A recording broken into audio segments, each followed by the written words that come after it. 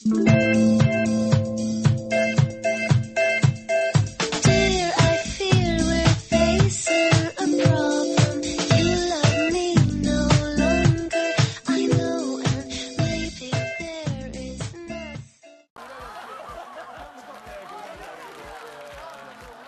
해보니까 전 질문지밖에 안 보게 되더라고요. 상대방은 귀가 안 들려요, 제가. 네, 안녕하세요. 7시간짜리 강의를 1시간으로 짧게 줄여서 간단하게 요약을 시켜드릴 교육권 08학번 이동건이라고 합니다. 우선 교육 연구 방법에 있어서 교육 연구의 기초인 상식과 과학에 대해서 먼저 설명해 드리도록 하겠는데요. 연구 방법이라는 것은 일단 연구한다는 것에 과학적 요소가 포함된다는 것입니다. 과학적 요소는 우리가 생각하는 것처럼 자연과학만 있는 것이 아니라 문과에서 주로 다루고 있는 경영학이나 경제학 같은 사회과학도 포함이 됩니다.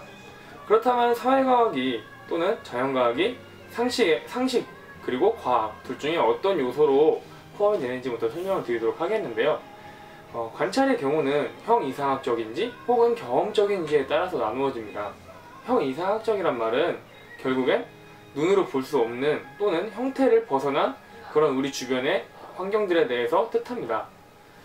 또는 두 번째로 경험적이라는 뜻도 마찬가지로 사회과학에서 자주 쓰이는데 우리 주변에서 쓰이고 있는 그러나 우리가 알고 있지 못하는 사회과학적 요소들을 모두 포함한다고 볼 수 있습니다.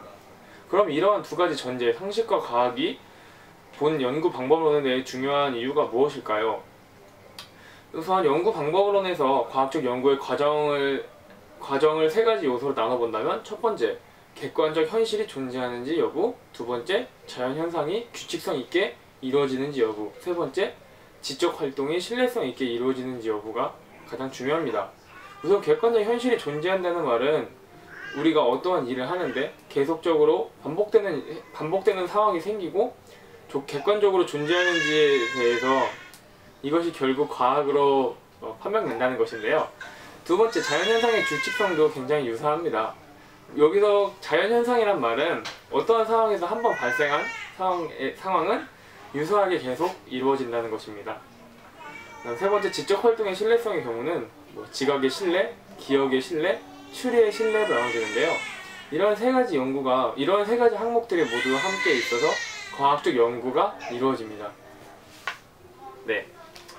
이러한 상식과 과학 두 가지 가장 기본적인 요소를 나눠보았는데요. 결국 이러한 상식 또는 과학이 우리가 해야 할 연구에 있어서 가장 기본적인 베이스에 미친다고 이야기할 수 있습니다. 그렇다면 우리가 할 수 있는 교육 연구 방법 앞에서 연구라는 것에 대해서 설명해 드리도록 하겠습니다. 연구는 인간의 지식을 넓히기 위해서, 그래서 우리가 지금까지 해결하지 못했던 지식들을 풀어나가기 위한 것을 뜻합니다. 이 또한 사회과학적 요소, 자연과학적 요소가 전부 다 연구에 포함될 수 있는데요. 객관적으로 관찰한다는 것이 가장 연구의 기본적 출발이라고 생각합니다. 이는 결국 객관적 분석을 통해서 얻어진 지식들을 정리하고 분석해서 규칙성을 찾을 수 있다는 것을 말합니다. 그럼 이런 연구를 왜 하는 것일까요? 이런 연구는 결국 각각의 목적에 따라서 달리게 되는데요. 만약 제가 석사 또는 박사 학위를 취득하기 위해서 논문을 써야 한다 하면 제 논문을 쓰기 위한 연구가 그 주된 목적이 될 거고요. 자연과학자의 경우 또 전기기기 혹은 건설기기를 개발하기 위해서 필요한 연구도 그들의 목적에 맞는 연구라고 할 수 있습니다. 결국 교육 현상에 대한 보다 정확한 지식을 얻기 위한 모든 노력이라고 볼 수 있습니다. 그럼 이러한 연구라는 것이 결국 한 가지 종류로만 분석되는 것일까요? 그건 아니죠. 연구의 종류에는 크게 세 가지로 나눠볼 수 있었습니다. 첫 번째, 기초연구와 응용연구, 두 번째로 기술적 연구와 실험적 연구, 세 번째로 양적 연구와 질적 연구가 있습니다. 우선 지금 제가 계속 사회과학과 자연과학을 비교하고 있는데요. 이런 기본적인 틀을 알아야 뒤에서 배울 타당성이나 신뢰도에 맞는 분석을 타당성이나 신뢰도에 맞는 분석을 좀 더 명확하게 할 수 있기 때문입니다. 우선 기초연구의 경우 자연과학에 많이 쓰이고요. 현상의 법칙이나 원리들을 설명하는 데 많이 쓰입니다. 예를 들어 수학자들이나 물리학자, 화학자들이 하고 있는 것이 이런 기초연구에 포함될 수 있고요. 더 나아가 이런 화학적 지식, 기계학적 지식을 가지고 자동차를 만든다던가 혹은 폭탄을 제조한다던가 이런 것이 농형 연구의 하나라고 볼 수 있습니다. 기술적 연구와 실험적 연구에서는 우선 기술적 연구는 현상을 조사하고 분석하는 것이 가장 중요한데요. 이를 통해서 사실대로 문제를 기술하는 것을 말합니다. 하지만 실험적 연구는 연구자가 직접 이런 사실을 알아내기 위해서 변인을 만들어 통제를 하게 됩니다. 연구자의 변인의 차이에 따라서 물론 목적의 결과도 달라질 테지만 이러한 것을 보완하기 위해서 타당성과 신뢰성이 전제되어야 한다고 볼 수 있습니다. 세 번째로 양적 연구와 질적 연구가 있습니다. 이것은 다들 알고 계실 텐데요. 양적 연구는 많은 자료를 통해서 하나의 결론을 만드는 것이고, 질적 연구는 좀 더 세부적으로 자세하게 분석을 통해 한 가지 결론에 이르는 것을 뜻합니다. 이러한 세 가지 연구의 방법이 결국 한 가지 요소로만 작용되는 게 아니라 이것을 어떻게 나만의 연구에 적용시킬 수 있을까요? 이를 알기 위해서 두 번째, 연구 문제의 발굴과 선정, 연구 제목과 진술에 대해서 제가 설명을 해드리겠습니다. 우선 연구 주제에 대해서는 제가 가장 흥미있는 내용, 가장 흥미있는 주제가 아니면 어떠한 내용도 좋은 결과에 이를 수가 없어요. 이런 말이 있잖아요. 자기가 능력이 있는 사람보다는 자신이 더 흥미를 가지고 노력하는 사람, 그리고 즐거워하는 사람이 성공한다라는 말처럼 연구 주제도 첫 번째 연구자의 관심이 포함되어 있어야 되며, 그 연구자의 관심을 토대로 문헌 연구나 공동 연구, 학술 이론을 검증하고 또는 전문가와 지도 교수의 도움을 받아서 연구에 진행되게 됩니다. 그럼 이런 연구의 진행에 앞서서 연구 문제를 선정하는 것이 가장 중요할 텐데요. 우선 연구 문제의 선정으로서는 지금까지 만들어져 있지 않았던 연구들을 찾는 것이 가장 중요합니다. 물론 선행 연구를 통해서 후행적인 더 좋은 문제를 해결할 수 있는 것도 중요하지만, 이 또한 결국 연구 문제의 참신성과 연구 방법의 참신성, 연구 자료의 참신성, 이런 참신성의 문제에 위배되기 때문에 되도록이면 새로운 문제에 봉착하는 것이 중요하다고 생각합니다. 두 번째로 중요한 문제, 이게 과연 사회적으로 또는 자연과학적으로 중요한 문제인지에 대해서 알아보아야 되고, 결국 해결 가능한 문제, 내가 분석 가능한 문제, 나의 한계에서 넘어가지 않는 문제인지에 대해서 선행 연구를 해보는 것이 필요하다고 생각이 듭니다. 연구에 대해서 가장 기본적으로 연구와 과학, 관찰에 대해서 설명을 드렸는데요. 지금은 이제 연구에서 가장 필요한 두 가지에 대해서 설명을 해드리도록 하겠습니다. 이런 CF 들어보셨나 모르겠는데요. 비트박스를 하기 위해서는 북치기, 박치기가 있어야 된다는 말이 있죠. 이처럼 연구에서도 변인과 가설 두 가지가 가장 기본적으로 포함됩니다. 변인은 여기 프린트에서 보면 가장 어렵게 설명이 되어 있는데요. 뭐라고 써있냐면 측정에 따라 여러 들어오는 분별들은 설명하던 개념이라고 나와 있습니다. 굉장히 어려워서 저는 저만의 방법으로 설명을 다시 해드리도록 하겠는데요. 이는 연구의 대상이 되고 있는, 이제 연구를 하고 싶어하는 사람이나 또는 사물, 자연 환경, 여러 요소들에 대해서 일련의 개체들을 설명하고 있습니다. 결국 제가 학교에서 성적을 산출하기 위해서 학교 학생 한 명을 뽑을 수도 있고, 혹은 학교 단위, 한 반, 국가, 여러 상황적 요소에 따라서 변인을 달리 만들 수 있다는 것입니다. 그렇다면 이러한 변인들이 결국 양적과 질적, 연속적 변인과 비연속적, 물론 말로는 되게 어렵게 들리겠지만 별거 아니에요. 양적 변인의 경우는 수량화, 숫자로 만들 수 있는 즉 예를 들어서 킬로그램이라든지 연령대, 너는 몇 살이니? 나는 24살이야, 25살이야 이런 것 같은 경우, 이러한 사람들의 모든 24살, 25, 26살들의 평균은 25이죠. 이렇게 결국 속성을 수량화한다는 것이 양적 변인을 뜻하는 거고요. 질적 변인의 경우는 위와 반대로 수량화할 수 없는 것을 뜻합니다. 예를 들어 성별이나 종교 등을 만들 수 있는데요. 종교는 더 크고 작다의 의미로 더 크다, 혹은 더 작다, 더 많이 믿는다를 측정할 수 없잖아요. 그리고 성별도 남자다, 여자다, 딱 두 가지로 분류가 되죠. 혹은 중간에 게이다, 레즈비언이다, 이렇게는 사회적으로는 따지지만 과학적 방법으로 측정해 볼 때 질적 변인으로 포함된다고 볼 수 있었습니다. 그러면 양적 변인, 질적 변인 이외에도 그렇다면 또 다른 연속적 변인과 비연속적 변인에 대해서 설명을 드리겠습니다. 이는 양적 변인, 질적 변인 모두에 포함될 수 있는 건데요. 일단 연속적 변인의 경우는 지금 갖고 있는 변이 여기서부터 여기까지 지금 무한히 자를 수 있는 값을 말합니다. 예를 들어서 여기까지가 30cm라고 치면 1cm 단위로도 쪼개볼 수 있고, 또는 10cm 단위, 1mm 단위, 더 작은 단위로도 무한히 쪼개낼 수 있는 것이 연속적 변인이고요. 그 반대로 비연속적 변인의 경우는 제가 지금 앞에서 먹고 있는 과자처럼 이게 지금 과자가 딱 3개가 있습니다. 그렇다면 3개를 쪼갤 수 없고 이것은 관지 쿠키 3개라고 말하죠. 이런 변인들을 가지고 내가 하고자 하는 연구에 목적을 달성할 수 있도록 영향을 미치거나 혹은 받거나 하는 독립과 종속 변인으로 나눠볼 수 있었습니다. 그럼 이런 변인들에 대해서 간단하게 설명을 드렸는데요. 변인에 대한 가설은 독립 변인과 종속 변인 두 가지가 겨우 상호작용을 하여 잠정적으로 내릴 수 있는 결론이나 추론을 뜻합니다. 내가 이 연구를 하고자 할 때 어떠한 결론이 나타날지에 대해서 간단하게 추측해보는 것이 결국 가설이라고 볼 수 있는데요. 두 가지 변인, 종속 변인과 독립 변인들 사이에 대해 관계를 통해 추측한 진술이라고 볼 수 있었습니다. 네, 그럼 이러한 연구의 가설이 결국 연구 가설과 통계적 가설 두 가지로 나눠볼 수 있는데요. 연구 가설의 경우 모든 연구에서 사용되는 방법이라고 할 수 있습니다. 본 연구를 진행할 때 더욱더 좋아질 것이다 혹은 나빠질 것이다 하고 변화되는 것에 대해서 예상할 수 있는 것이 연구 가설이라고 하고요. 그럼 이러한 모수치들, 모집단의 특성들이 바뀌는 것을 수량화시킬 수 있는 것이 통계적 가설이라고 볼 수 있었습니다. 그럼 이러한 연구 가설과 통계적 가설에 앞서서 그렇다면 이러한 통계적 가설은 다시 연가설과 대립가설로 구분됩니다. 연가설과 대립가설은 서로 뗄래야 뗄 수 없는 관계인데요. 우선 연가설이 변하면 대립가설이 변하는지, 그래서 연가설이 A라면 대립가설이 B가 될 수 있죠. 어서오세요. 야내책이야! 왜 그러십니까? 남조선 편의점 알바 60%는 인사를 하지 않아.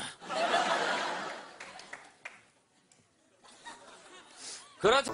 교육과학 학생들이 민전을 한다면 그들의 콘텐츠 개발 능력이 늘어난다 라는 예를 들었을 때, 연가설은 교육과학 학생들이 민전을 한다 가 되는 거고, 대립가설의 경우는 콘텐츠 개발 능력이 늘어난다 혹은 늘어나지 않는다 라는 대립가설 두 가지가 세워지게 되는 거겠죠. 이러한 변인과 가설이 명확하게 수립되었을 때 비로소 연구가 좀 더 목적에 맞게 명확하게 이루어진다고 볼 수 있는데요. 지금까지 연구 주제 발굴이라든지 선정, 제목에 대해서 알아보았는데요. 세상의 사람들 가지고 모두 다 표본을 잡을 수는 없을 거고요. 그럼 이러한 사람들을 어떻게 연구 대상으로 삼을지에 대해서 이제부터 공부를 해볼 텐데요. 연구 대상에는 5가지가 있습니다. 첫 번째, 모집단.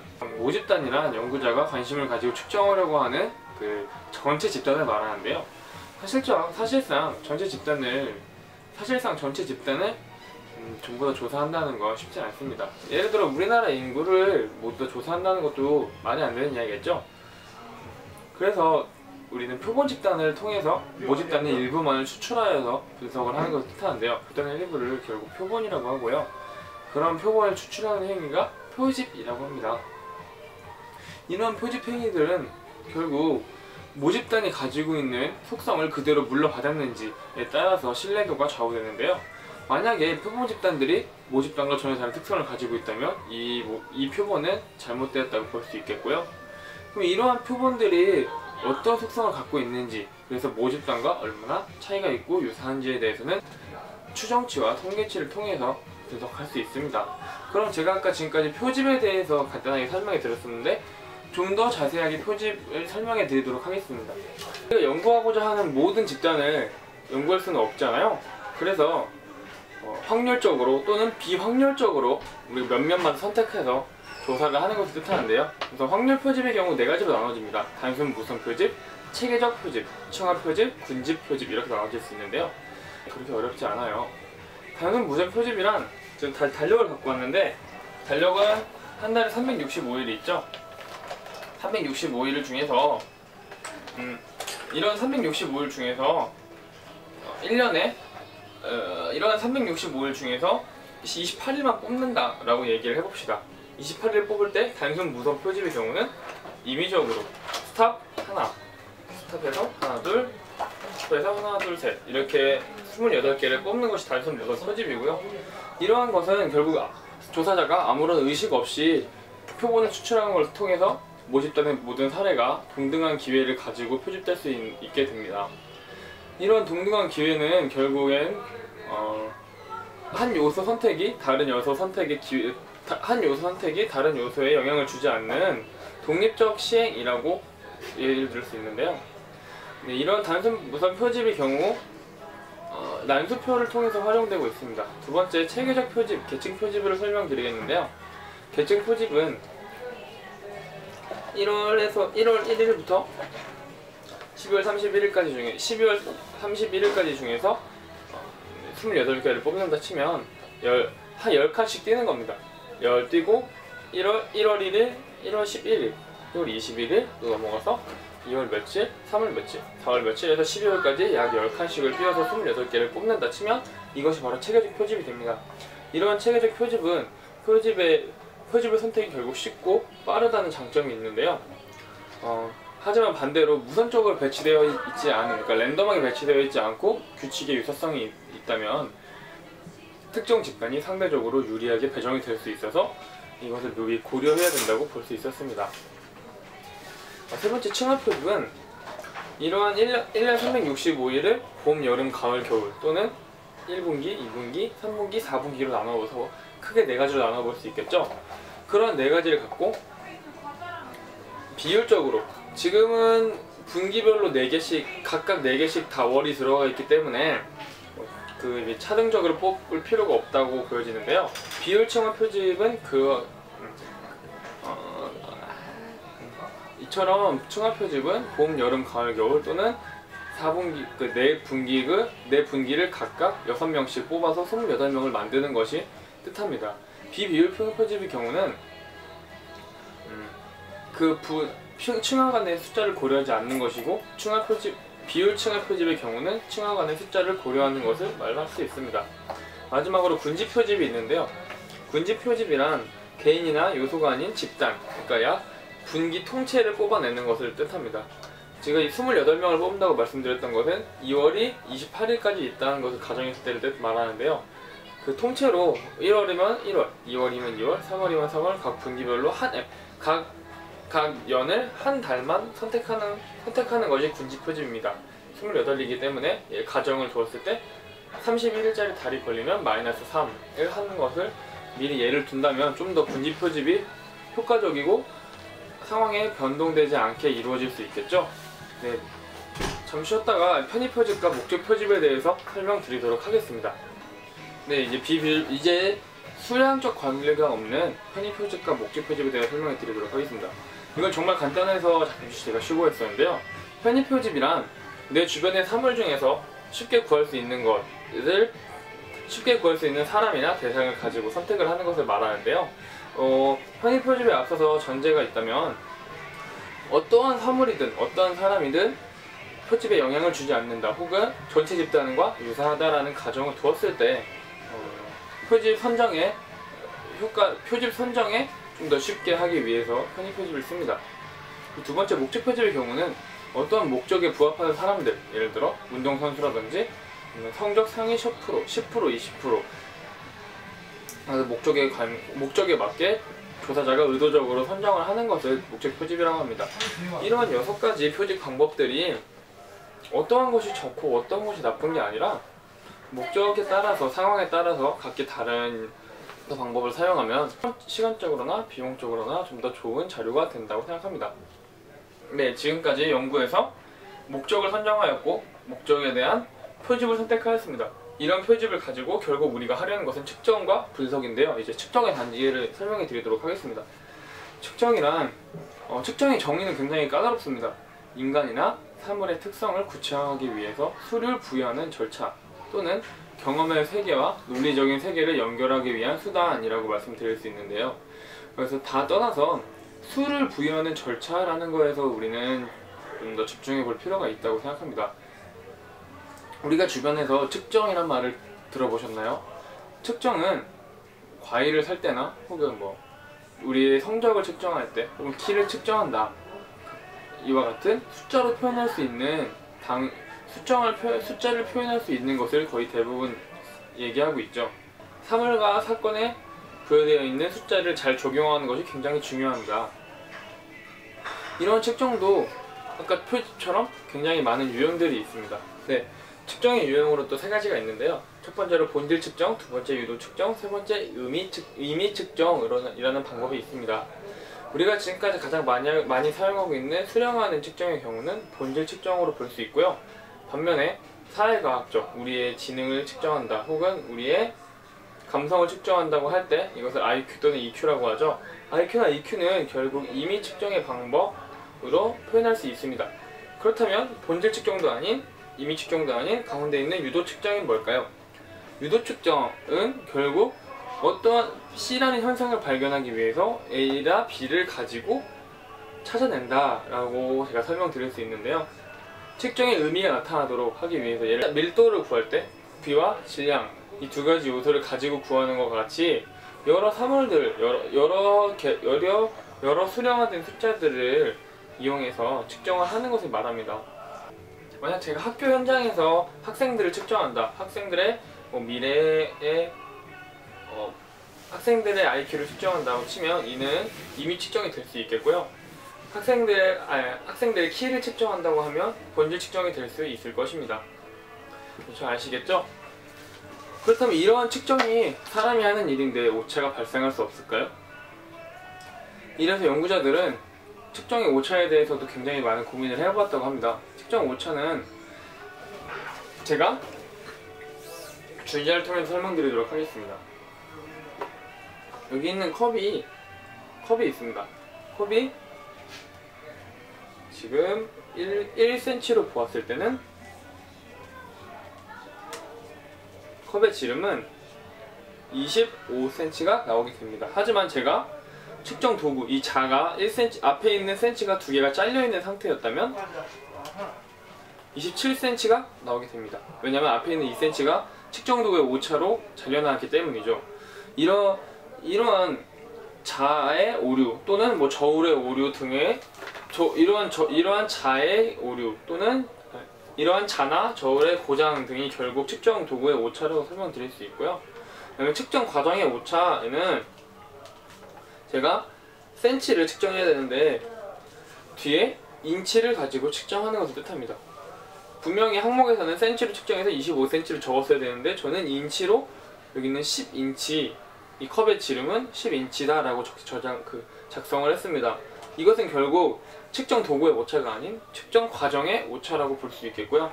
세 번째, P 검사자의 오차의 경우는 IQ나 EQ 테스트 혹은 적성 검사를 볼 때 그날의 그 학생이 그 전날 술을 많이 마셨다거나 아니면 정신적 스트레스를 통해서 심리적 변동이 있었다는 가정을 한다 칩시다. 그렇다면 성적도 물론 다르게 나오겠죠. 그런 개인의 신체적인 조건이나 심리적인 상태에 따라서 상이한 결과가 나온다는 것이 결국 P검사자의 오차라고 말씀드릴 수 있습니다. 지금까지 측정과 오차에 대해 설명을 드렸고요. 이제 척도에 대해서 간단하게 설명을 드리도록 하겠습니다. 척도는 네 가지로 크게 나눠지는데요. 제가 예와 함께 설명을 드리도록 하겠습니다. 명명척도는 축구 선수가 등번호를 가지고 있는 것을 예를 들 수 있는데요. 예를 들어 박지성이 13번에 등번호를 달고 있다.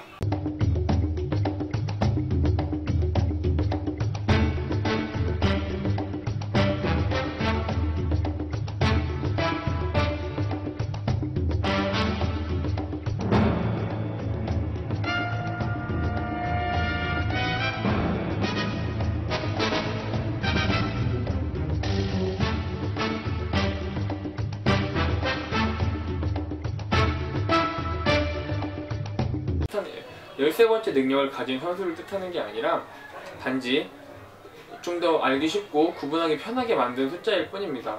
이를 명명척도라고 하고요. 두 번째, 서열척도의 경우는 올림픽의 금, 은, 동메달을 예를 들어서 설명드릴 수 있는데요. 이 세 가지 선수가 각각 금메달, 은메달, 동메달을 땄을 때 금메달이 은메달보다 잘하고 은메달이 동메달보다는 잘하지만 이게 2배로 잘한다 혹은 3배로 잘한다고 이야기될 수는 없죠. 그들 간의 서열을 비교하여 측정 대상의 능력 또는 측정 대상의 능력을 상호 비교하는 것을 뜻하고요. 이를 결국 가감승계나 평균으로 할 수 없다는 특징을 갖고 있습니다. 세 번째, 등간 척도는 아사다모어와 김연아의 점수로 예를 들 수 있는데요. 피겨스케이팅의 경우 각 스킬의 난이도에 따라서 점수가 주어진다고 들었습니다. 그럼 이러한 점수를 각 항목별로 합쳐서 예를 들어 김연아는 9.5점, 아사다모어는 8.5점이라고 했을 때 그들도 서열 사이에 등간성을 가지고 있기 때문에 아사다모어가 김연아에 비해서 1점 정도 못했다라고 예상은 할 수 있지만 2배로 못했다, 3배로 못했다라고 측정할 수 없는 것을 등간 척도라고 합니다. 그리고 비율 척도는 등간 척도와 굉장히 유사한데요. 가장 큰 다른 점은 단거리 달리기로 예를 들 수 있습니다. 단거리 달리기는 가장 빠른 사람이 0초 이하로 내려갈 수는 없죠. 그 말인즉슨 0점이라는 것이 있다는 것입니다. 0점을 통해서 내가 100m를 10초에 달렸다면 10초, 9초에 달렸다면 9초, 8초에 달렸다면 8초, 그리고 9초에 달린 선수와 10초에 달린 선수가 결국 모두 만족시키는 절대 0점을 가지고 있다는 것을 뜻합니다. 척도는 간단하게 이렇게 보고 넘어가겠고요. 그러면 지금까지 제가 올림픽이라든지 숫자로 따질 수 있는, 측정될 수 있는 점수만을 이야기했다면 오즈굿이라 리퀴드와 같이 사람의 감성을 측정할 수 있는, 사람의 감정을 측정하려고 했던 사람들의 의견을 설명해 드리도록 하겠습니다. 리퀴드 척도의 경우는 저희가 모든 사람들이 설문지를 통해서 대부분 한 번쯤은 해보았을 것이라고 생각이 듭니다. 사람의 감정이나 태도를 측정하기 위해서 1점부터 2점, 예를 들어 매우 만족부터 매우 불만족으로 5가지 단계를 나누는 것을 뜻하는데요. 이러한 서열 척도나 등간 척도들을 통해서 감정이나 정적인 요소들을 양적인 분석을 실시하는 것을 예를 뜻하고요. 오즈굿도 마찬가지로 사람의 감성을 측정하지만 7점 척도라는 리퀴드 척도와의 차이점이 있습니다. 척도는 별로 어렵지 않기 때문에 제가 설명해드렸던 예를 좀만 더 생각해 보신다면 충분히 이해하실 수 있을 거라고 생각이 듭니다.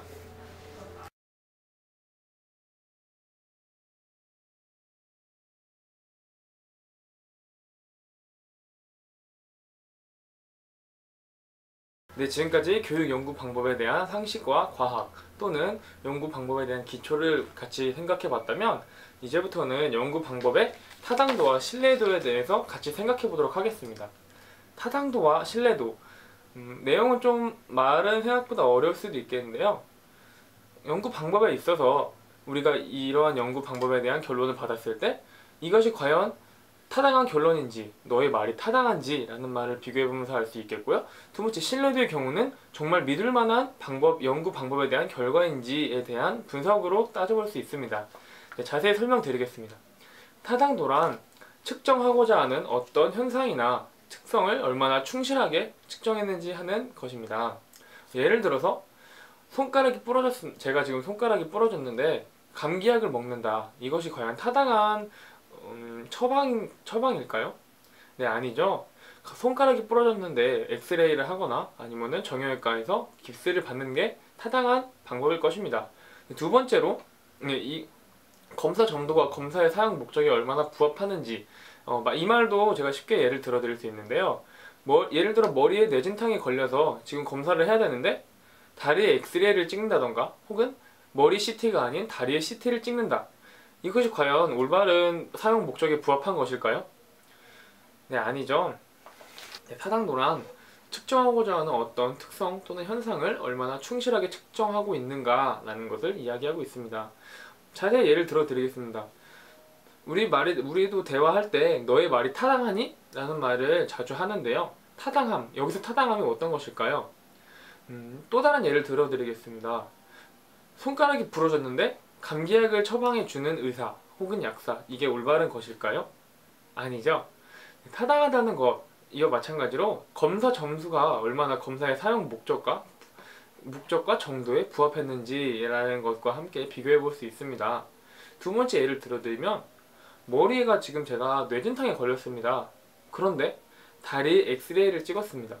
물론 엑스레이를 머리에 찍으면 굉장히 효과적인, 엑스레이가 아니겠죠. 머리에 CT를 찍는다던가 한 것은 굉장히 효과적인 방법이라고 따질 수 있겠지만 이것을 과연 다리에다 한다는 것이 효과적일까요? 사용 목적에 부합한다 라는 말은 이 검사 도구가 효과적이지만 적절한 상태, 적절한 상황에 사용하는지의 여부도 마찬가지로 타당도에 포함될 수 있습니다. 자세히 설명드린다 보면 타당도에는 크게 4가지 분류 방법이 있습니다. 내용 타당도, 예언 타당도, 공인 타당도, 구인 타당도 이렇게 4가지가 있는데요. 차근차근 설명드리도록 하겠습니다. 내용 타당도는 결국 주관적인 타당도로서 객관적 자료에 근거하지 않는다라고 볼 수 있습니다. 이 말은 즉슨 검사자가 측정하고자 하는 특성을 제대로 측정하는지를 객관적인 지표가 아니라 주관적으로 이 사람이 생각하는 바, 저 사람이 생각하는 바대로 따지는 것을 할 수 있습니다. 이와 유사한 단어로 안면 타당도라고 있는데요. 안면 타당도는 검사 제작지가 피검사자들에게 얼마나 친숙한가, 그리고 이 사람이 이 검사 문항들이 얼마나 익숙한지에 대해서 따져보는 것을 결국 안면 타당도라고 할 수 있습니다. 네, 내용 타당도의 가장 핵심적인 것은 주관적이다 라는 것입니다. 어떤 사람이 이것을 평가할 때 효과적이다 혹은 별로다 라고 생각하는 바를 작성하는 것이고요. 이러한 것에 대해서 논리적이나 객관적인 자료가 있지 않고 사람의 생각에 따라서 모든 것이 결정되는 것이지요. 이것에 따른 장단점은 결국에는 타당성을 검증받았지만 이것이 공통되지 않은 인식이고 혹은 사람들에 따라서 다른 결과를 맞을 수 있다는 것입니다. 내용 타당도는 물론 그래서 많이 쓰이는 방법이긴 하지만 객관적이고 혹은 공정한 자료가 되지 않아서 자칫 잘못하면 검사 자체를 다시 해야 되는 상황까지 올 수도 있습니다. 그래서 내용 타당도를 검사 방법에 사용할 때는 굉장히 많은 주의를 요구하고 있는 기법 중에 하나입니다. 그럼 이것을 보완하기 위해서 중거 타당도라는 것이 있습니다. 중거 타당도에는 제가 아까 4가지를 설명드렸는데 지금 중거 타당도에 2가지가 포함되어 있습니다. 첫 번째, 중거 관련 타당도에서는 예언 타당도와 공인 타당도가 있습니다. 예언 타당도와 공인 타당도, 이 둘은 결국 특정한 중거에 관련 지어서 측정 도구의 타당성을 평가하는 것을 말합니다. 그러면 우리가 생각하기에 예언을 한다. 예언을 하는 것은 현재를 바탕으로 미래를 예언하는 것이죠. 네, 만약 2020년에 지구가 멸망한다면 이라고 누가 예언을 했습니다. 이처럼 저희도 이 평가 방법에 대해서 현재는 이렇지만 미래는 달라질 것이다. 어떻게 달라질 것인지, 좋은지 혹은 나쁘게 달라질 것이라고 예언을 하는 것이죠.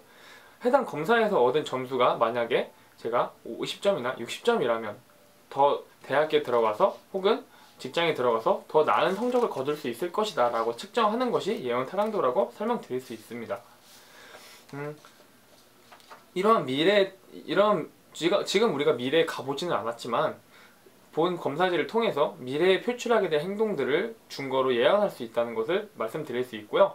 예를 들어서 대학 수학 능력 시험이나 기업의 적성 검사라든지 여러 다양한 기타 문항들이 포함되고 있습니다. 예언 타당도가 미래를 예언하는 거라면 공인 타당도는 어떤 것일까요?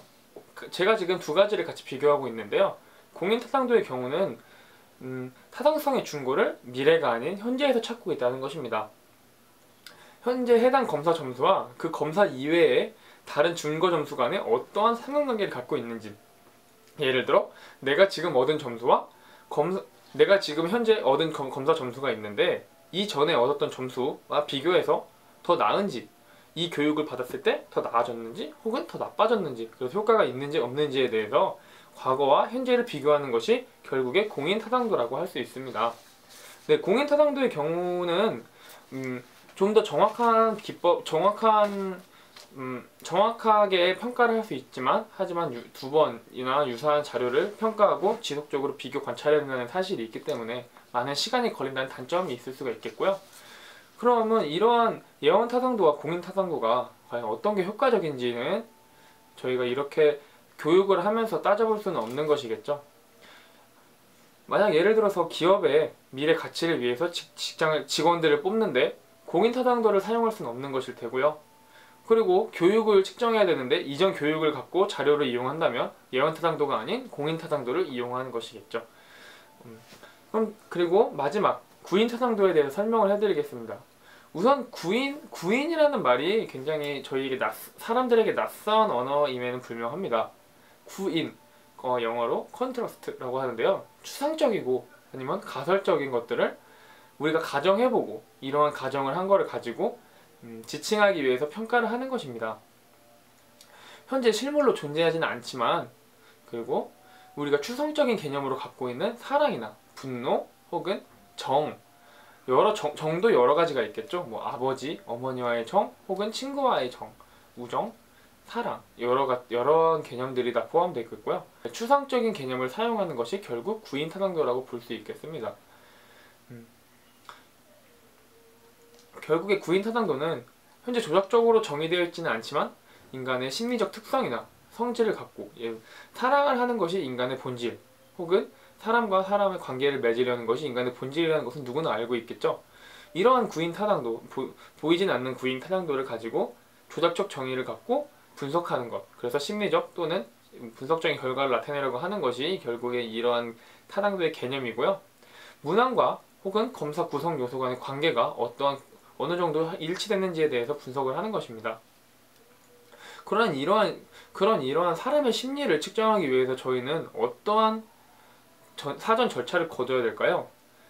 네, 구인과 관련된 이론에서는 결국에는 사람을 측정할 수 있는 문항을 정확하게 제작을 하고 응답자를 정확하게 분석할 수 있는 틀이라든지 혹은 상관없는 문항들에 대해서 제껴낼 수 있는 그러한 타당도에 대한 그러한 문제 분석에 대한 능력이 필요할 것입니다.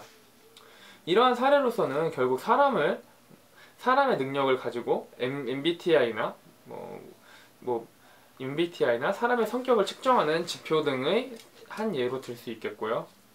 이러한 장점으로서 우리는 사람에게는 갖고 있지만 보이지 않는 것을 실제로 점수하여 측정할 수 있다라는 것이 굉장히 효과적인 것일 테지만 하지만 요인 분석을 할 경우에 굉장히 많은 수의 연구 대상이 필요하고 또한 명확한 지표가 없다는 것이 하나의 단점으로 말씀드릴 수 있겠습니다. 지금까지 타당도에 대해서 설명을 드렸는데요. Boston, Massachusetts. Boston, Massachusetts. 네. Okay. How do you feel about this festival so far? I'm pretty excited.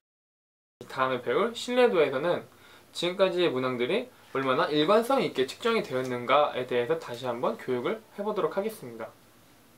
네, 아까 제가 엑스레이가 정형외과에서 엑스레이를 촬영하는데 머리가 다쳤는데 손가락을 촬영을 한다라고 제가 설명을 드렸었는데요. 그렇다면 이번 신뢰도에서는 머리를 다쳐서 머리에 대한 CT를 측정하는 것은 맞습니다. 하지만 이 CT가 고장이 났습니다. 그렇다면 이 고장난 CT를 가지고 사람을 촬영해서 얻은 결과가 과연 효과적일지에 대해서 분석해보는 것입니다. 이것이 효과적이라고 생각하십니까? 아니죠. 이러한 조사에 대한 결과가 믿을만한지를 알아보는 것이 결국에 신뢰도이고요. 책에서 예를 들어봤던 것은 피험자들에게 동일한 검사를 일관적으로 실시하였을까라는 것도 결국 신뢰도의 또 다른 방법, 또 다른 정의라고 할 수 있겠습니다. 문항에 관련된 신뢰도와 그리고 관찰자에 관련된 신뢰도, 두 가지 신뢰도를 비교할 수 있겠는데요. 우선 관찰자에 관련된 신뢰도는 잠시 미뤄두고 지금은 문항에 관련된 신뢰도 4가지에 대해서 간략하게 설명드리도록 하겠습니다. 문항에 대한 신뢰도는 재검사 신뢰도, 동형검사 신뢰도, 내적 일관성 검사 신뢰도라는 3가지 큰 틀을 가지고 나눠지게 됩니다. 신뢰도의 개념에 대해서는 아까 제가 말씀드렸고요. 재검사 신뢰도는 동일한 검사, 같은 검사를 일정한 피험자들에게 반복했을 때 똑같은 결론이 나왔는가에 대해서 분석하는 것입니다. 만약 A라는 검사지에 대해서 똑같은 수학 문제를 주고 A반이 6개월 전에 풀었던 문항과 6개월 후에 풀었던 이런 문항을 비교하려면 우선 가장 큰 전제가 필요할 텐데요. 이 전제가 무엇일까요? 네, 학생들의 능력이 변하지 않고 이전의 학생들에 대한 성격이나 태도가 그대로 유지되어 있다는 것을 전제로 하고 문항을 비교할 수 있겠습니다. 이러한 재검사의 신뢰도 앞에서 재검사라고 했듯이 동일한 검사를 동일한 피험자 집단 1과 1에게 그 다음에 일정한 간격을 두어서 실시하여서 얻은 점수가 과연 이전과 같은가를 가지고 신뢰도를 추정하는 것을 말합니다. 그럼 이러한 재검사 신뢰도가 효과적인 가장 큰 이유는 무엇일까요? 질문지를 두 번 만드는 데 굉장히 큰 시간이 걸리고 유사한 두 개의 표본을 모으는데도 또 굉장한 어려움이 있을 텐데요. 똑같은 집단과 똑같은 문항을 푼다는 것은 결국에는 굉장히 많은 추정 방법이 간단해진다고 할 수 있겠는데요. 하지만 이에 대한 단점도 있겠죠. 시험 간격에 따라서 학생들이 가지고 예전에 풀었던 문제를 기억해서 푼다거나 혹은 요령이 생겨서 문제를 해결한다는 그런 전제 조건들, 노이즈라고 하죠. 노이즈들이 생길 수 있다는 단점이 있습니다. 그럼 이러한 재검사 신뢰도를 보완하기 위해서 동형 검사 신뢰도라는 것이 있습니다. 동형 검사다. 네, 말이 어려운데요. 동일한 형태의 검사를 하는 것이라고 제가 다시 한번 설명을 드리면 좀 더 이해하기 쉬우실 겁니다. 두 개의 동형 검사를 동일한 집단에게 실시하는 것입니다.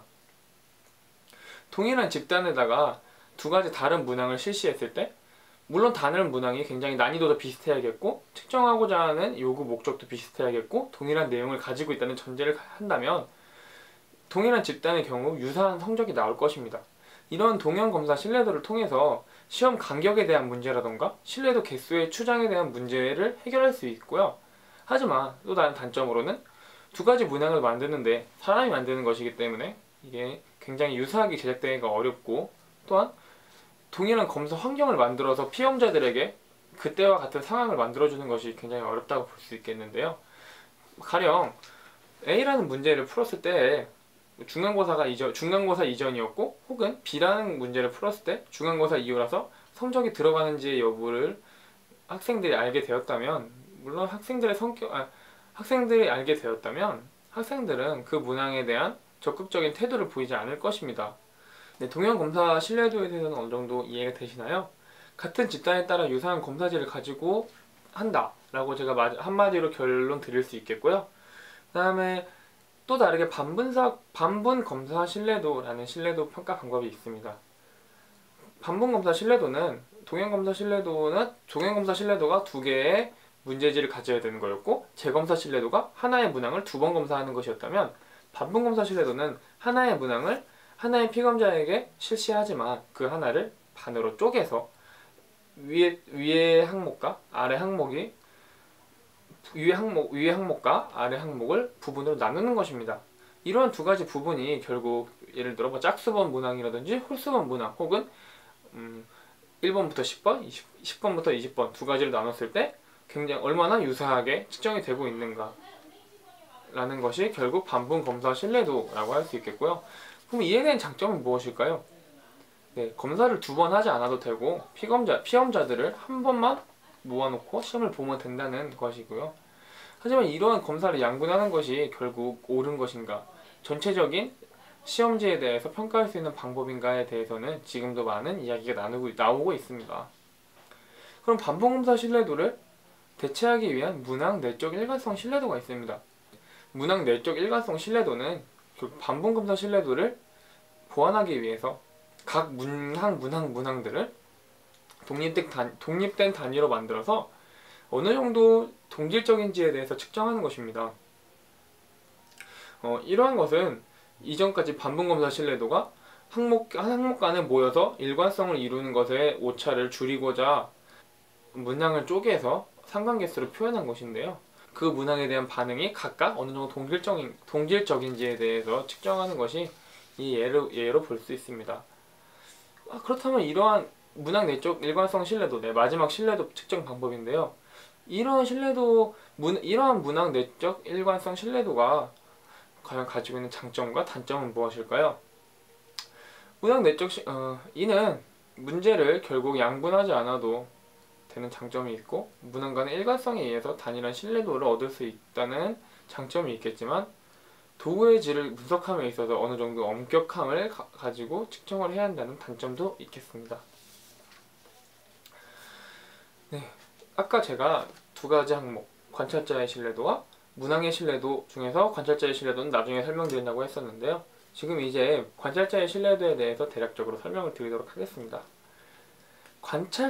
관찰자는 문제를 측정하는 인물이라고 생각하시면 더 쉽게 이해하실 수 있을 것입니다.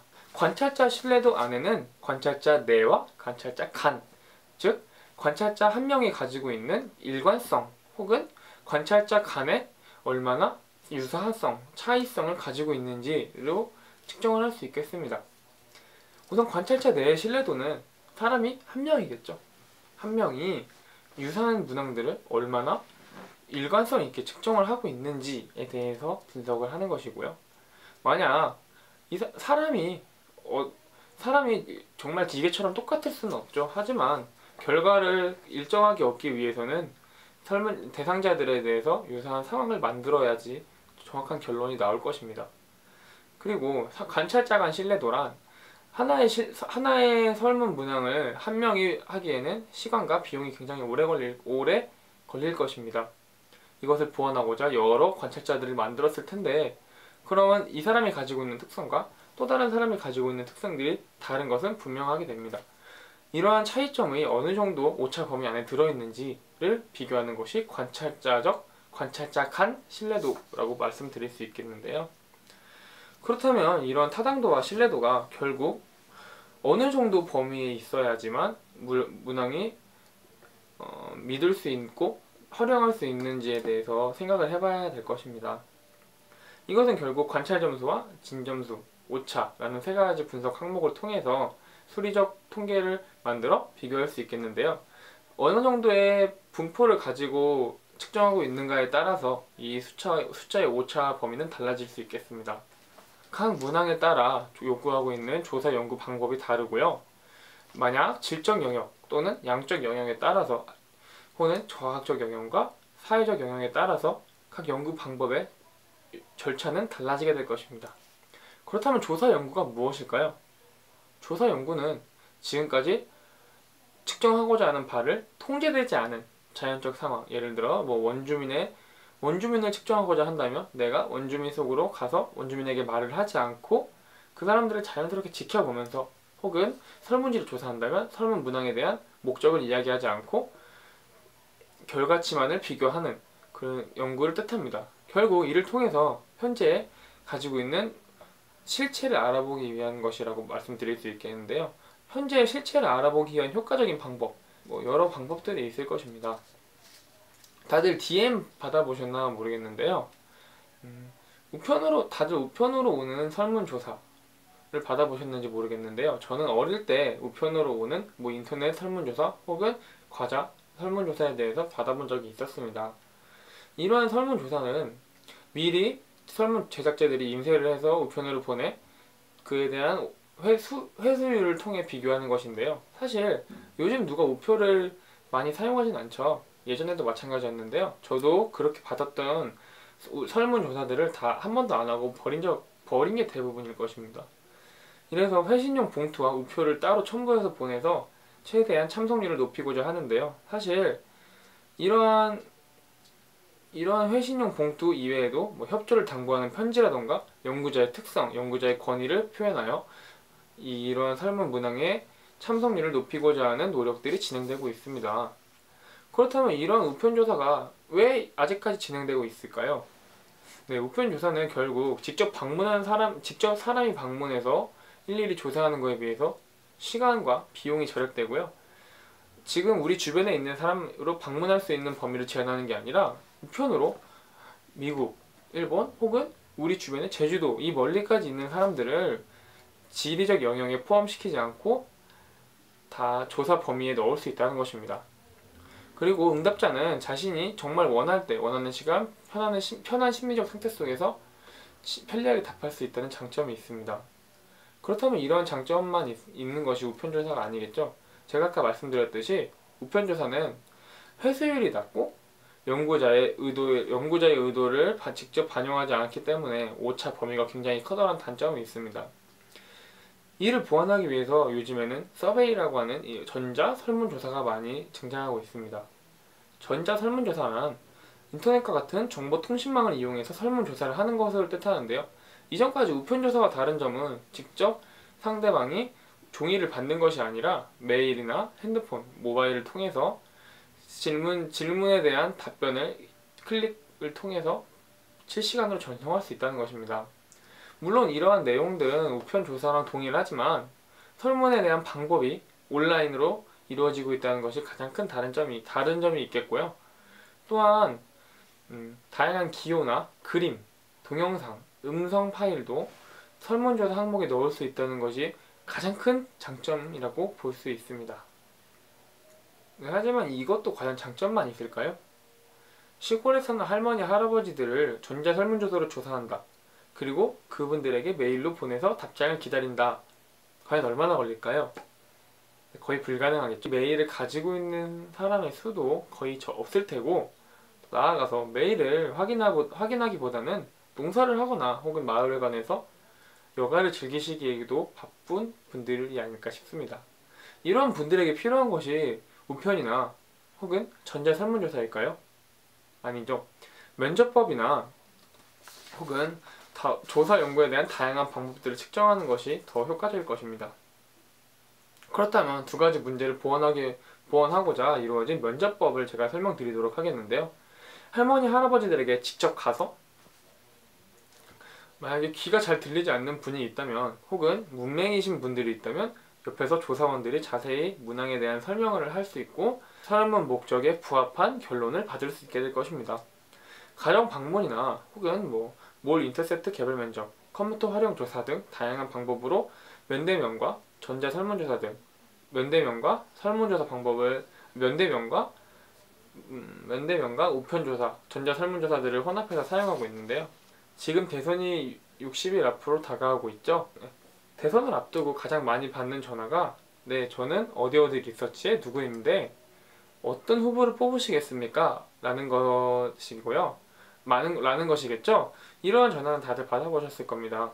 준대인 면접법이라는 방식으로서 사람과 사람이 직접 만나진 않지만 전화라는 라인을 통해서 효과적으로 면접을 하는 것도 하는 방법을 말씀드릴 수 있습니다. 그렇다면 이러한 것이 대인 면접에 비해서 장점은 결국 인건비와 그 사람들이 방문해야 되는 인건비가 적게 들고 사람들이 응답할 수 있는 응답률이 높다는 것입니다. 하지만 이것 또한 면접자들에 대한 면접 요원 통제가 수월하고 면접자의 응답에 대한 선입견의 오류를 최소화할 수 있다는 장점도 있습니다.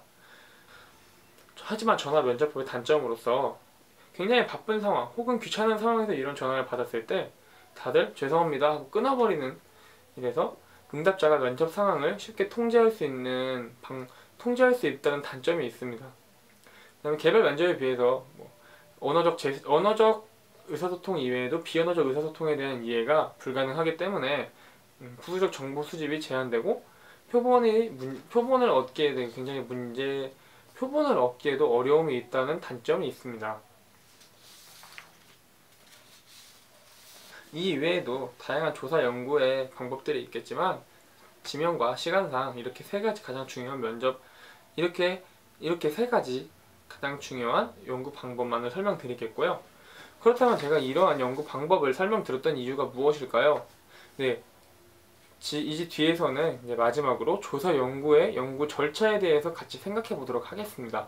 지금까지 조사 연구가 어떤 방법으로 진행되어야 되는지에 대한 신뢰도와 타당도에 대해서 공부를 해보았었고요. 또 나아가서 신뢰도와 타당도에 맞출 수 있는 설문조사, 우편조사나 면접법 등 다양한 방법에 대해서 공부해봤습니다. 이제는 실전으로 들어가 보도록 하겠습니다. 실전. 조사 연구를 우리가 직접 하기 위해서 이제부터 실전으로 들어가겠는데요. 과제 두 번째 과제를 다들 기억하시나요? 두 번째 과제에서는 교수님께서 조를 이용해서 학생들 간의 조사 연구를 위한 설문지 작성에 대한 과제를 내주셨습니다. 그래서 교수님께서는 제2차식 과제로 조사 연구 절차에 대한 학생들 간의 토론을 통해 질문지를 완성하도록 과제를 내주셨지요. 그러한 과제를 완성하기 위해서 우리가 알아야 될 9가지 연구 절차들이 지금 제가 간단히 설명드리도록 이 수업 마치도록 하겠습니다. 첫 번째로 연구 목적의 구체화라는 단계가 있습니다. 내가 어떠한 연구를 해야 될지에 대해서 좀 더 구체화시켜서 그에 대한 연구 가설을 정확하게 설계하는 것이 필요합니다.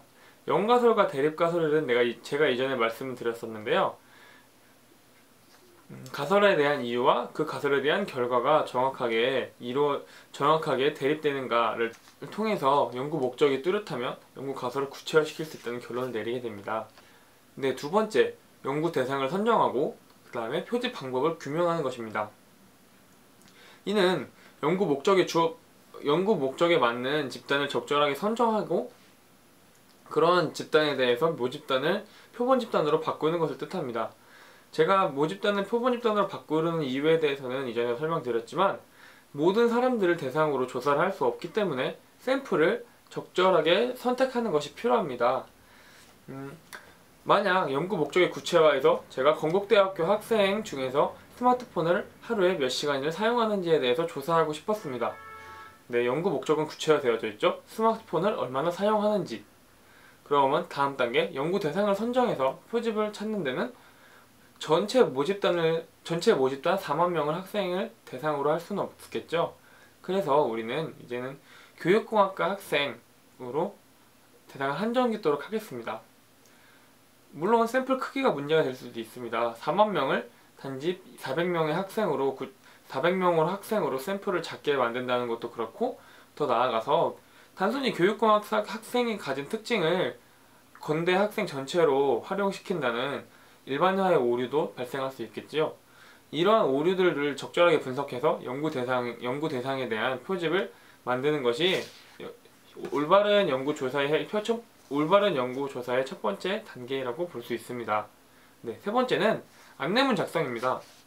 안내문 작성은 첫 번째, 두 번째 단계에서 선정한 대상들에 대해서 연구의 목적을 간결하게 제시하고 그 다음에 질문지를 받는 사람들이 이 목적을 정확하게 이해할 수 있고 성실히 답변할 수 있는 안내문을 작성하는 것입니다. 적절하게 이루어진 안내문이 그 반대로 불성실하게 이루어진 안내문에 비해서 어떠한 장점이 있을까요? 네, 사람과 사람 간의 관계에서 좀 더 노력한 형식의 안내문은 피수험자들에게 효과적이고 적극적인 태도의 설문을 일으키게 됩니다. 이러한 응답 결과가 또한 비밀로 이루어지고 연구 목적으로만 활용된다는 것을 명시함으로써 설문자들이 마음의 편안함을 느끼고 좀 더 설문에 적극적으로 참여할 수 있게 하는 것도 중요합니다. 더 나아가 안내문에 연구기관이나 건대 학생들에게 조사하면은 건대 입학처 혹은 건대 상담센터 등의 로고를 활용해서 학생들의 신뢰를 향상시키는 것도 하나의 비법이라고 생각합니다. 네 번째, 질문지 제작입니다. 질문지 제작은 독립변인과 종속변인들을 확인할 수 있는 적절한 문항들을 섞어야 됩니다. 그리고 질문지 작성에 대해서 5가지 방법이 있었는데요. 이는 동형검사지 등 다양한 방법이 본 설문지와 얼마나 관계가 있는지에 대해서 곰곰이 생각한 뒤에 작성하는 것이 필요로 하겠죠. 그래서 연구 목적을 완전하게 이해한다는 것을 알 수 있습니다. 더 나아가서 인간이 만드는 것이기 때문에 어떠한 설문지도 가치가 들어가게 됩니다. 하지만 스마트폰을 사용하는 인구가 급증함에 따라 요즘엔 학생들이 스마트폰을 사용하지 않는 사람이 없습니다. 그러므로 당신은 몇 시간이나 사용하게 됩니까? 라는 질문을 주는 것보다 당신은 하루에 스마트폰을 얼마나 사용하게 됩니까? 라는 질문을 주었을 때 좀 더 객관적이고 명확한 설문에 대한 답변이 나오게 됩니다. 이토록 가치를 배제하고 개인의 정보에 대한 획득을 배제시킨다는 것은 질문지가 좀 더 효과적으로 활용될 수 있는데 좋은 역할을 할 것입니다. 5번째는 사전 연구를 실시하는 것입니다. 모든 설문지는 자신이 주관적인 판단으로 만드는 것이 아니라 사전 연구를 통해서 이전에 어떠한 설문이 작성되었는지, 더 나아가서 설문에 대한 효과성이 얼마나 입증되었는지를 찾아보는 것이 중요합니다. 지금 리스포유나 다양한 사이트에 들어가 보면 사람들의 논문이 많이 수록되어 있습니다. 우리가 이 짧은 시간 속에서 이전에 조사자들이 했던 결론을 가지고 더 구체화시키는 것이 설문의 효과적인 방법이 될 것입니다. 그럼으로써 문항 자체의 모호성이나 적절성 등도 함께 검토해 볼 수 있을 것이고, 더 나아가서 타당도, 더 중요한 신뢰도도 미리 분석할 수 있을 것입니다. 여섯 번째로는 질문지를 분석하고 수정하는 것입니다. 네, 문항의 제거나 설문지를 쭉 분석했을 때 필요하지 않은 문장 또는 적절하지 않은 문장, 중복된 문장들에 대해서 제거나 추가, 수정 등을 한다면 좀 더 질 높은 설문지가 이루어지게 됩니다. 네, 4, 5, 6단계를 한 번에 묶어서 건대 예시를 추가적으로 설명드리겠는데요. 일단 질문지 같은 경우는 첫 번째 앞에 페이지에 건대 로고를 전문적으로 설문지를 작성해 본 적이 있는 그런 학생들, 그런 석박사 학생들을 사용하여 좀 더 효과적이고 객관적인 질문지를 작성하게 됩니다. 그리고 사전 연구는 건대 도서관에 있는 자료실에 분명히 있을 것입니다. 이와 같은 내용을 조사하진 않았지만 이와 유사한 내용들을 조사한, 그래서 어느 정도의 설문 문항의 신뢰도를 얻었는지를 미리 분석한다면 본 설문지도 시간 낭비 없이 좀 더 효과적으로 구체적으로 결론을 내릴 수 있을 것입니다. 네, 7단계 표본 추출입니다. 모집단을 대표하는 표본을 추출한다. 이것은 제가 앞서서 연구 대상을 선정하고 표집 방법을 규명한다 해서 잠깐 말씀드렸었는데요. 모집단의 샘플 크기에 대한 어느 정도의 대략적인 규정을 하게 된다면 이번에 표본 추출 단계에서는 모집단을 대표하는 표본을 추출하는 것입니다. 제가 아까 건국대학교 학생을 조사하기 위해서 건대 교공 재학생들이라고 한정 지었었는데요. 이에 대한 문제점도 아까 말씀드렸었습니다. 그렇다면 모집단을 대표하는 표본을 추출하기 위해서는 학교에 다니는 정문, 후문에 있는 학생을 무작위로 10명씩 추출해서 시간대별로 10명씩 선정해서 조사를 진행하는 것이 좀 더 객관적이고 신뢰도 있는 문항이 작성될 것입니다. 이러한 표본이 추출되었다면 그러한 학생 대상자들에게 질문지를 발송하는 것이 필요합니다. 하지만 질문지를 발송하기 전에 학생들과 사전 컨택을 통해서 학생들이 원하는 것이 어떤 것인지를 조사해보는 것도 중요한데요. 이것은 결국 학생들의 내적 동기를 유발시키거나 혹은 외적 동기를 자극시켜서 설문에 대한 문항의 답변을 높이는 한 방법으로 생각됩니다. 그렇다고 설문에 대한 선물을 준다거나 동기 이외에 외적인 보상을 한다면 오히려 설문에 대한 결과가 반감될 수 있음을 알려드립니다. 이제 2개 남았는데요. 미회송지에 대한 독촉과 응답자료 분석이 있습니다. 미회송지에 대한 독촉의 경우는 회송률이 낮은 사람 또는 미응답한 학생들에게 지속적으로 컨택을 통해서 요구를 하는 것을 뜻합니다. 하지만 사람으로서 전체 100명의 학생들이 설문지에 대한 답변을 얻으리라는 보장은 없습니다. 더욱더 불가능한 것이기도 하고요. 이에 따라서 얼마나 회수율을 인정할 것인지에 대해서 설문 문항에 대한 신뢰도와 타당도를 삽입할 수 있는데요. 얼마나 인정할 것인가? 예를 들어 100명의 설문을 조사했는데 30명 또는 40명의 경우는 인정을 한다. 아니면 70명, 80명까지도 인정을 하겠다. 나는 이 두 가지의 설문의 회수율 범위는 다른 결론을 낳게 될 거고요. 분명 다른 결론은 하나는 옳고 나머지 하나는 그른 조사 연구의 결과를 낳게 될 것입니다. 이를 유의해야겠죠. 마지막으로 응답자료를 분석한다. 100명의 학생들에게 설문지를 받았고 이에 대한 학생들 모바일 선호도와 시간을 분석해본 결과 어느 정도 예상치가 나왔습니다. 학생들의 태도의 경우에는 리퀴드 척도나 오즈그 척도를 통해서 5점, 7점으로 점수를 매겼었고요. 그 다음에 수량화할 수 있는 경우는 척도화시켜서 숫자를 파악하였습니다. 그렇다면 이제는 피드백과 응답 결과를 수집해서 자료 분석을 하는 것이 가장 중요할 것입니다. 조사 연구에서 단순히 응답을 한다는 것은 모래성을 쌓기 위해서 바닥을 다진 것에 불과하다고 생각합니다. 그렇다면 모래성을 쌓기 위해서 바닥을 다졌고 이제는 차곡차곡 그 설문 결과를 분석해서 우리가 원하는 결과를 얻어내는 것이 중요하다고 봅니다. 네, 지금까지 교육 연구 방법 1주차부터 7주차까지의 수업을 한 번에 리뷰하였고, 마지막에는 예시를 배웠던 사례 적용해 보았는데요. 형성평가를 통해서 이제 지금까지 배웠던 것을 한번 복습해보는 시간을 갖도록 하겠습니다. 이상 교육과학과 이동관이었습니다.